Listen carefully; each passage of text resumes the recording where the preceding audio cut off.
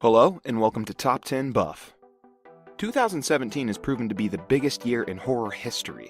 There have been some good, even great horror films released this year. Let's take a look at 10 of the best horror movies of 2017 so far. Number 10. Life. The crew of the International Space Station captures a probe returning from Mars that may hold proof of extraterrestrial life. However, they're shocked to find a cell taken from a sample grow into a more complex living organism.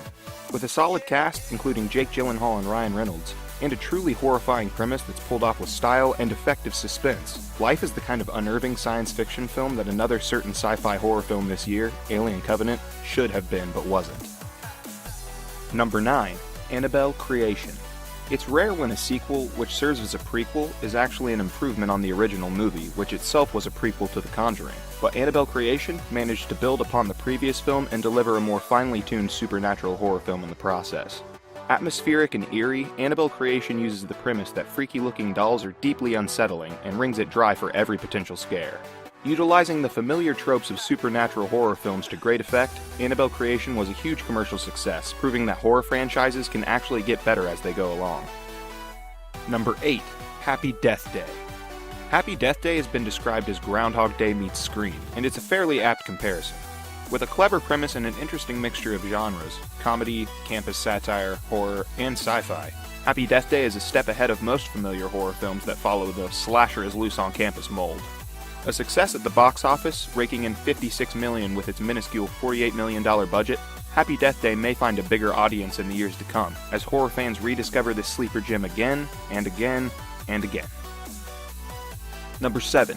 Geralds Game. An adaptation from King's 1992 suspense novel seemed to ironically be the one that would present more of a challenge to adapt. The premise alone is unsettling, but to watch it depicted on screen, and placed as though it's happening in real time, this illustrates how awful a situation Jessie finds herself in, especially when she begins to be visited by a disfigured man. Or is he a hallucination? One of the best King adaptations in a long time, Gerald's Game is a suspense horror film that you won't soon forget, if you have the stomach to sit through it to the end. Number 6. Tragedy Girls. Two high school girls do what typical teenagers do. They share selfies online, write posts detailing their days, and are wildly enthusiastic about their hobbies. But their selfies are with murderous psychopaths, their online updates stir up panic in the town about a string of murders, and their hobbies include cheerleading and taking the place of a serial killer they captured.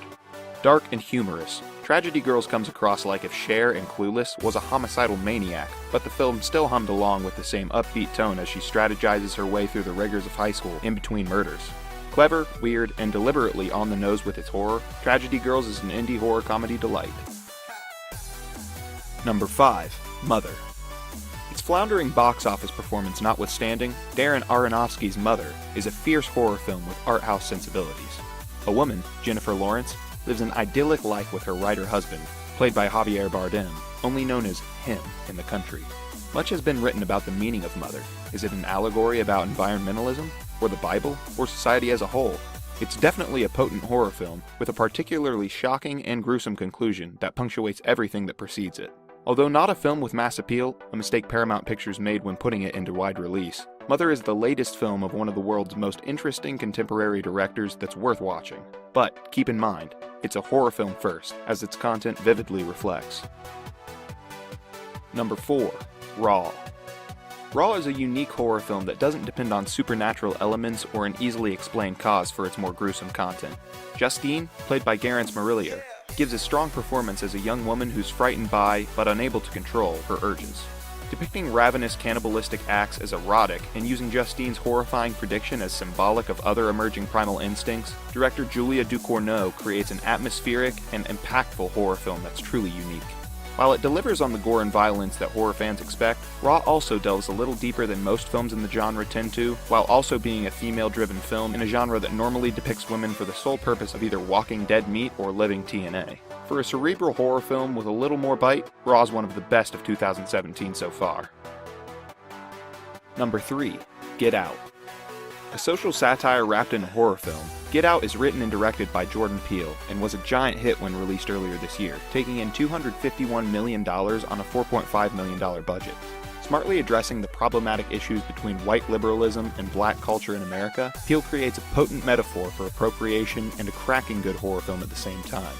Race relations in America are often difficult to articulate on screen, particularly if the creative team behind it aren't of the race under discussion. But in Get Out, Peele addresses some of the uncomfortable truths simmering under the surface of polite American society between whites and blacks, and does so with an appropriately healthy dose of horror. Number 2. It Comes at Night. In It Comes at Night, the audience is aware that there is an ever-present danger out in the world, mainly a plague that's quickly decimating the world's population. But the family the film centers on has already fled the world, finding some semblance of safety in the isolation of the woods. But this tentative sense of safety is shattered when an unknown person, and then his family, join them in their small cabin. It Comes at Night is a slow burn of a long fuse, making the eventual final explosion that much more disturbing. It's the best horror film so far in 2017, and if no better contenders show up at theaters by December, it may just be one of the best this year. Number 1. It, Chapter 1. It Chapter 1 has blown away all box office expectations to become one of the highest grossing films of the year, and both the second highest grossing R-rated movie and second highest grossing horror film of all time. Audiences flocked to the theaters, and critics gushed over its quality when the first-rate adaptation of one of Stephen King's most popular books was released in September 2017. Directed by Andy Muschietti, and with top-notch cinematography by Chung-Hoon Chung, It Chapter 1 smartly separates the childhood and adulthood structure that were interwoven in both King's novel and the 1990 miniseries, focusing on the Losers Club and their first encounter with Pennywise to create a more suspenseful film. Here's to hoping the sequel, It Chapter 2, can retain the charm and terror of one of 2017's best horror films. If any of your favorites didn't make the list, comment them down below. And if you enjoyed this video, give it a like, and make sure to subscribe for more updates like this. Cheers!